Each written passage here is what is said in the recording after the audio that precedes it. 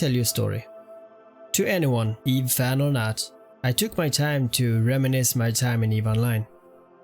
First off, let me say, yeah, I say freighter, but it's called freighter. I guess it's cause I'm Swedish, or I'm just very bad at English. And to you who pointed that out, no hard feelings. I just think about all the other words that I pronounce wrong that you so kindly didn't point out, so thank you.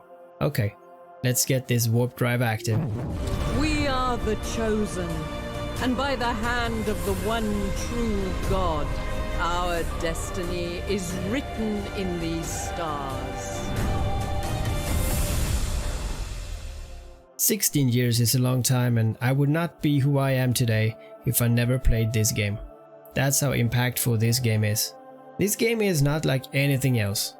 And if you ask or talk to any EVE Online or EVE Echoes gamer, you will understand what I'm saying. And here you are, listening to me, as I will now take you to a world of panic, determination, breakdowns and friendships. Unless you have played this game for at least 2 to 3 months actively, you have no idea what EVE Online is. Let me tell you my story from the beginning to the end. And in the end, you will have a bigger picture of what EVE Online is. And maybe you did some of the things that I did.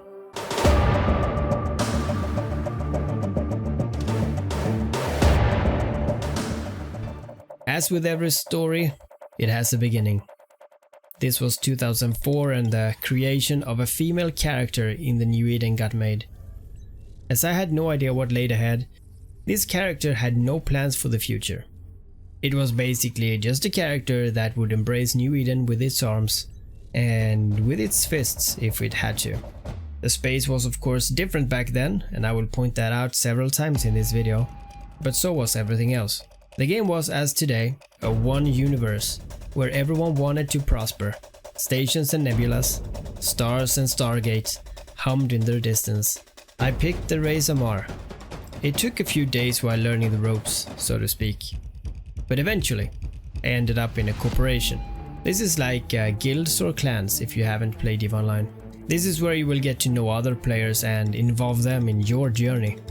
This corporation though was run by a very friendly guy. I can't say his name because I don't remember, and I can't also say if he was nice because he thought I was a girl or not. Let me clarify. I didn't want to be bad intentionally in the beginning, and my character was a female, and I felt that acting upon, being a female might immerse this game even more for me. So as everyone else in the game, I struggled to get my first battleship. But I'm getting ahead of myself. For a long time I hunted NPC pirates as much as I could. I wanted to buy a cruiser class ship. I had my eyes on the Omen. This was a fairly good ship that had bonuses to lasers, and I wanted to fly my ship with a laser show. You could call it my Star Wars fanboy soul. So anyway, that's what I strived for.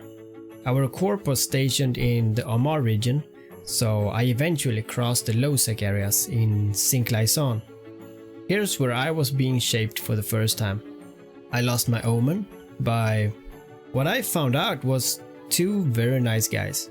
I headed back to HighSec and I told a small lie to my CEO that my first and only cruiser got killed, but it wasn't my fault.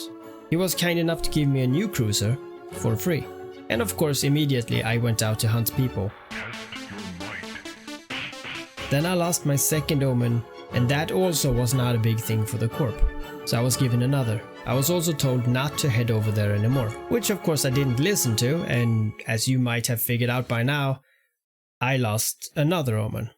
My elaborate excuses with small white lies did work out well for a while. Sure, they must have understood that I did PvP on purpose, but since we never used voice back then, I kinda assumed that they thought that I was a girl. I would say that another month of losing ships early on made me less affected by the constant armor and cap and hull warnings. I didn't know this, but I was building up a great foundation for vicious PvP.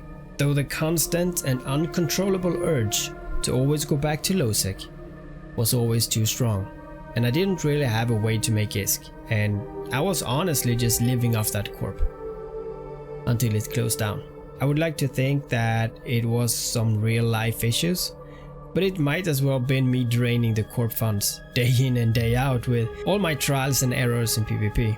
I guess I was their drug that they could not quit.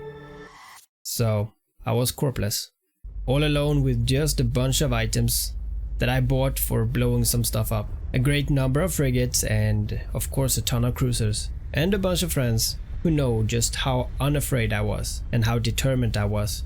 We decided to live in null-sec.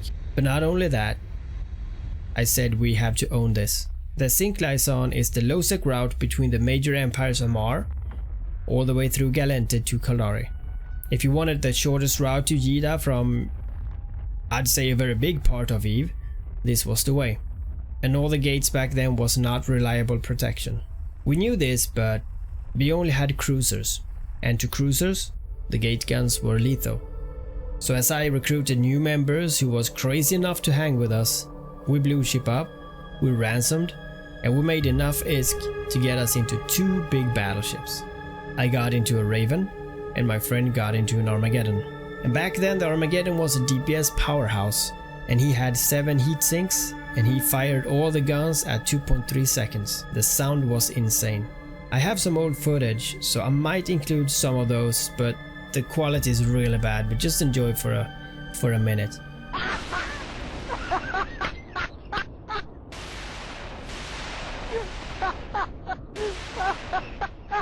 Now I flew the Raven with Torps, and now we could finally protect our null-sec. The following days our members got their battleships, and my first goal was executed. We held all the gates from null-sec to high-sec, and we melted everyone who entered. We stood there 24/7, and back then there was no warp to 0. Just imagine, you had to warp at 15 and approach. This made it easy. And our pirating went on for a long time. We were very good at handling any situation that we found ourselves in. And we did have a lot of ISK. And there was never any shortage of ships, because I did establish a high-sec corporation that delivered us items and ships in exchange for some extra ISK. Because we were all -10. That means we had -10 in status, or security status. And it was very hard to move in high-sec due to the police and the Concorde. We lived in paradise, but that was about to change. Or at least being compromised. You see, there was this high-sec corporation, a mercenary corp that I can't actually remember the name on, but I do remember almost every member of that corporation today. Unfortunately, I will not mention them here for their own sake, but if you recall this incident, or if you were there, then I'd be happy to know about it in the comments. But one day, they set up a trap. Their CEO warped through one of our gates from the system Sayarchen to Naguton. And of course we were standing there, so we started fire upon him. And the gate lit up. If I remember correctly, they did jump in with 19 battleships. We only had 12. Luckily for us, most of us were long range. We just had 1 or 2 close range ships. And we successfully took out most of them while they warped on and off to the gate to get in place. The local was toxic as hell. And I remember warping to their CEO in the epoch right at the gate. As he jumped that gate back to high-sec, I did the same. I told my corp that he will not get away. And as the gate guides me into the hostile high-sec, and with no plan, I see the CEO uncloak and warp to the next gate. And of course I don't see clearly, and I try the same. As I type in loco, "You cannot escape your destiny," the police was already here, scrambled and webbed. I of course starts killing the Navy police ships.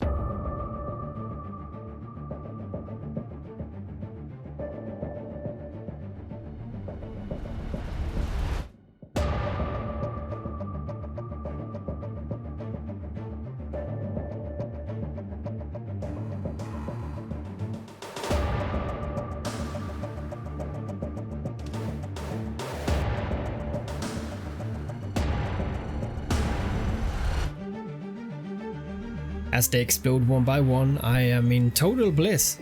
And understandably, I feel euphoria. The last ship explodes and there is no more spawns. I remember telling my corp on the TeamSpeak that we used back then that all the police are dead. This was of course followed with laughs and words like hero and damn you're amazing. And as I look around I see that the CEO is still in the same system. He's probably at the other gate, cause he saw me jump in and now just waiting to loot me. I type in the local again, keep running, and I warp after him. I'm landing on the second gate in high sec with -10 in security. And yeah, I see him at the gate. I say something like, I got him, to my corporation, but he jumps again. I look at my capacitator and I can't really justify jumping after one more time. I turn my ship and I'm webbed and scrambled again. About 25 minutes later, there is no more spawns. Jumping back into low sec, and then I start talking in the corp chat. This is just one of the insane stuff that we did early in the game. A bit over a year ago into this game, maybe 2 years, we made an alliance. Not officially, because I don't think we could back then. But we did recruit corporations that also loved being with us in low sec. We called us the Dark Empire. I would say we were about 100 pirates that everyone staged from the system in Esmes in that Concorde station. With the normal and constant activity in the early days of EVE around our low sec, we had many hours to figure out great plans and ways to ransom people. One of our things was that we tackled pilots in belts or gates, and then we flew in 10 to 15 ravens around 100k away. Cause back then there was no limit to how long missiles could fly, and if the pilots didn't pay us, we started shooting. This was very effectful and very fun, cause they could see the long light show of death several minutes before they actually was getting hit. I will include a clip here if I find. Now this went on for a year or two, and I have tons of stories, but I can't really drag this part on for too long, cause there is a lot more to cover. But eventually, null-sec was becoming the place to be. So we moved, or more accurately, we joined an alliance in Catch. This is where I was introduced to fleet PvP, being an FC and seeing some really big fights.